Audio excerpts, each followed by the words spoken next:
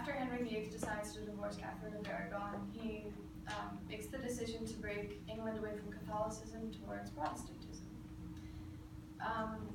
Henry VIII ends up getting divorced from Catherine of Aragon at the consent of the Archbishop of Canterbury, who was actually a Protestant, interestingly enough.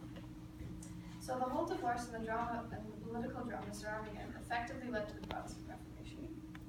There wasn't that much resistance from the people regarding the whole move from Catholicism to Protestantism, since it was believed that Henry VIII would lighten up on the amount of money he would take from the people. So, we have a demonstration. You have a demonstration? Yeah. There we go. So you get to be the church, and you get to be the church, and you get to be the people. Oh, it's beautiful. So, so at the time,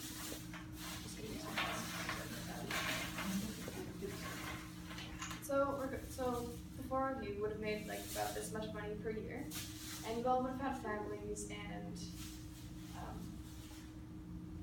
places to live and businesses and stuff. But the church wants a new building or more opulent things, so they create indulgences. So now everyone has to pay to get their soul out of hell or purgatory.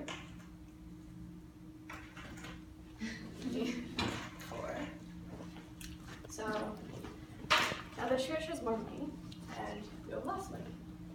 But also, what else are we covering?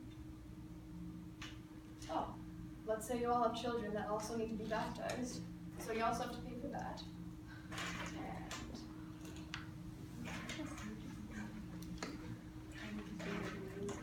We're going to saute back. We won't have any more chocolate coins. That's the perk of having too many children.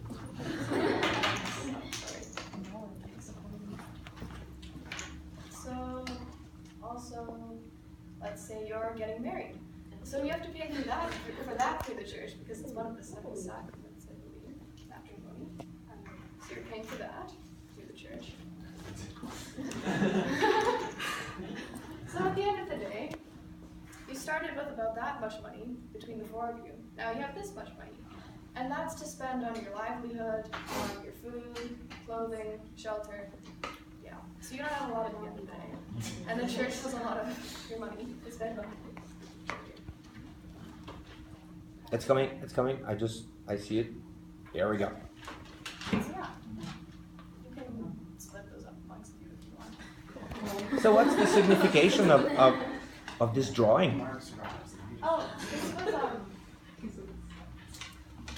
this was sort of a satirical sketch of Martin Luther's opponents. So they're all church officials, but they're depicted as demons, pigs, dogs, goats. I think that's a cat. Yeah, it looks like a cat, a creepy one, but. They're really creepy cats. So it's likening the church people to animals. And a very skinny pig. Yes. Looks like a dog. There we go. Yeah. So now a bit about Henry VIII. He was the son of Henry VII, the first of the Tudor line. He infamously married 6 women. 6. A lot, 3 of which were beheaded, 1 died. 2 of them were divorced, and Catherine Parr survived. So he married and divorced so many women to produce a healthy male heir for political alliances and to find marital bliss. He excelled in learning, knew and was fluent in multiple languages, and was an excellent athlete, dancer, apparently very good looking. That's obviously. He also lacked military strength, but was determined to engage in militant adventures. So, King Henry VIII in his role in the Reformation. So, he decided to break away from the church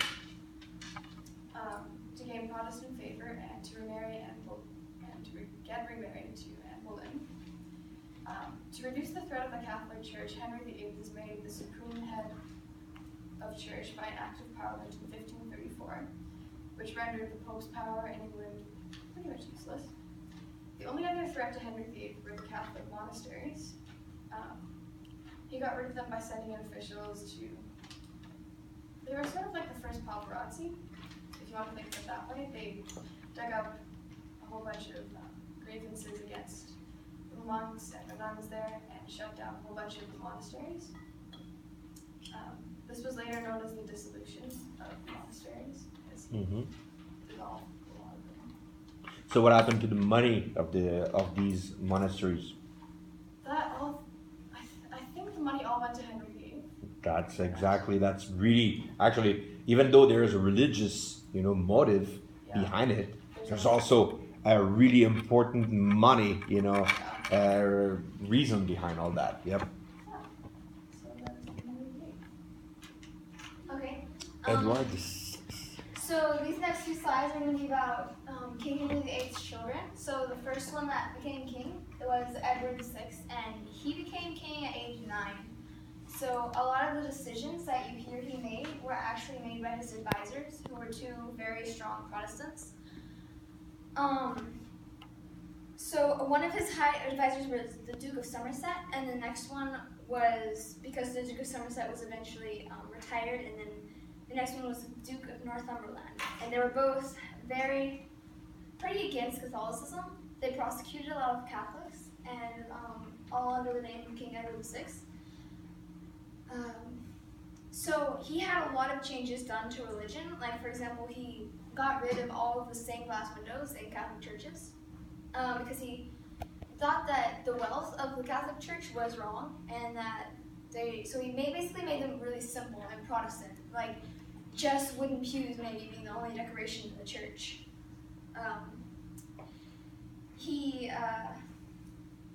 The largest thing he did was he called England separate from the Roman Catholic Church, and because of his dad making the king in charge of the religion there. And basically, he also did other things, like he allowed priests to marry and have their own families, so that was really big. And so the next one would be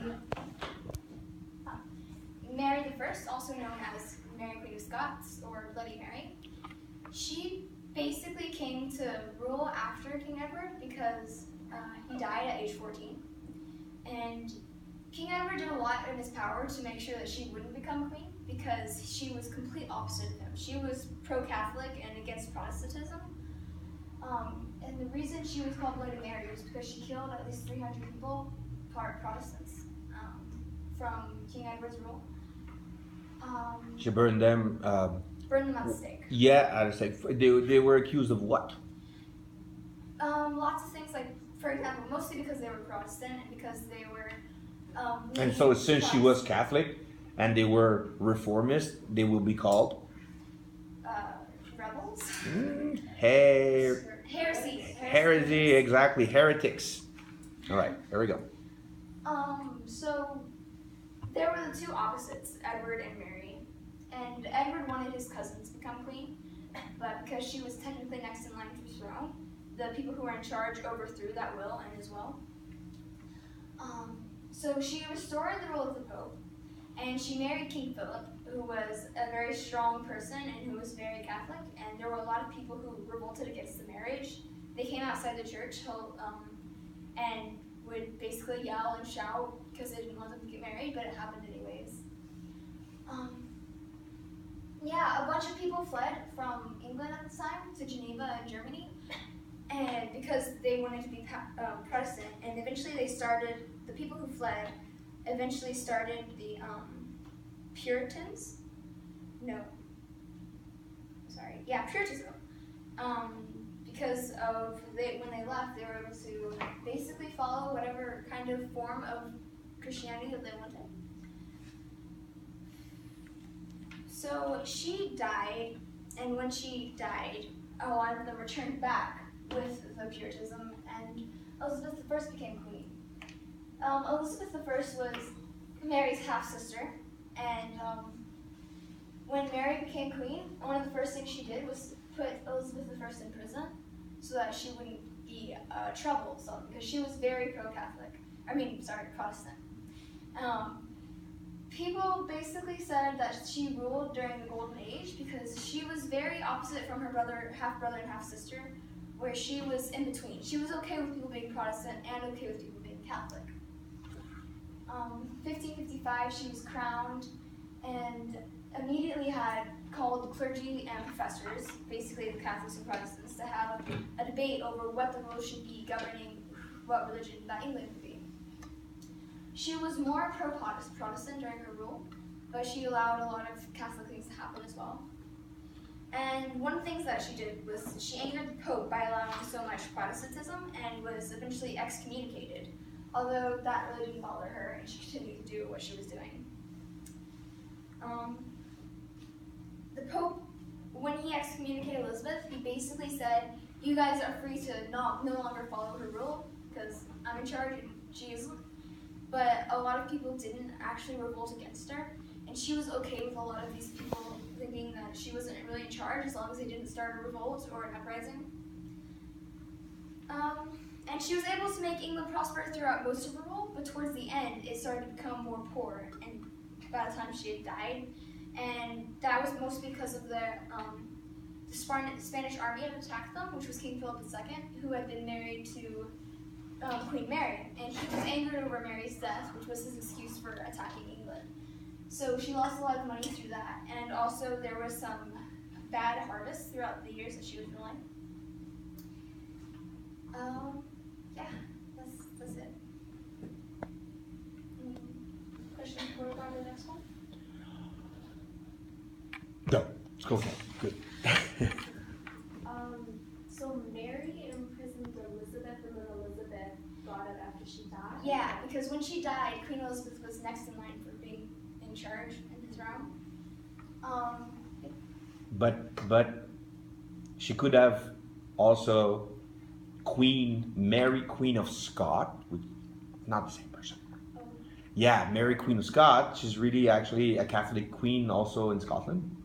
And she could be seen. She could have been a contender for to follow in the steps of Bloody Mary, Mary the First, right?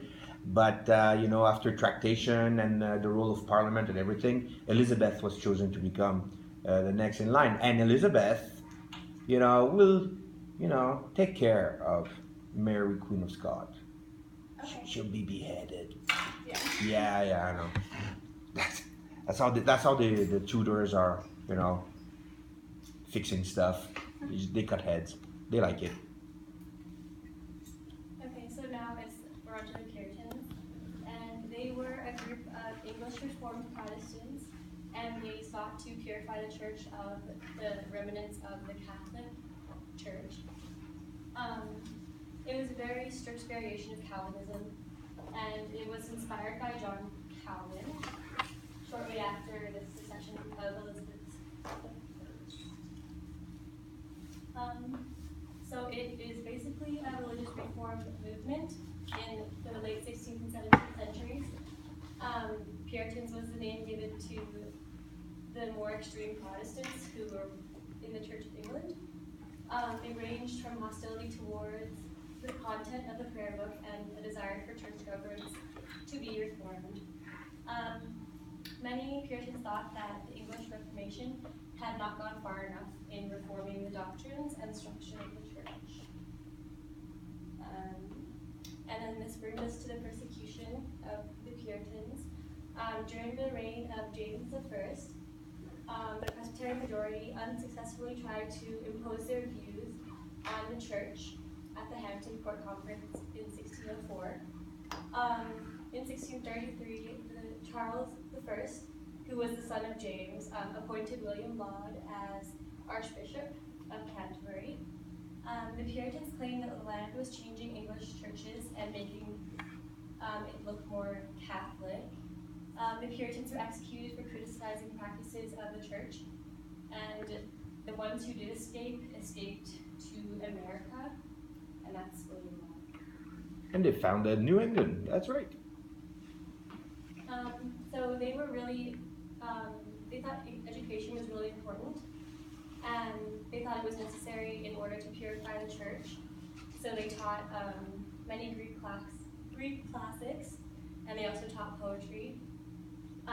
It was broadly based on arts and language, and the Puritans were highly literate.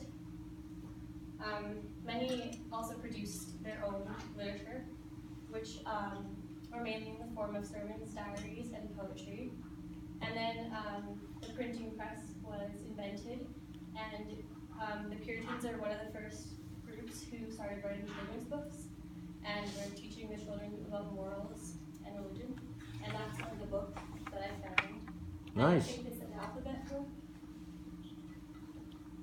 So they were really more into educating everyone.